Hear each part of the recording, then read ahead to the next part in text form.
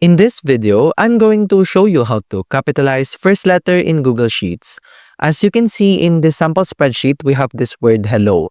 So for this video, let's say that what we're going to do is we're going to capitalize the first letter of the word hello, which is letter H, onto its succeeding cells on the column A.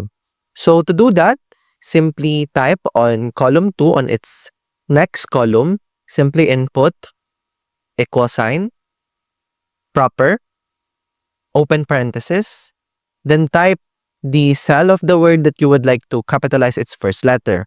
Since we're going to capitalize hello, that is on A1. So simply click A1 in here, then close parenthesis, then click enter. As you can see, the word hello from A1 is now has its capitalized first letter on cell 2.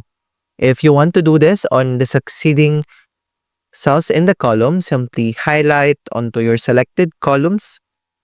And now you have successfully capitalized the first letter of the word hello. And that's about it. That's how to capitalize first letter in Google Sheets. If you have any questions, please let me know down in the comments below, and I'll do my best to help you out.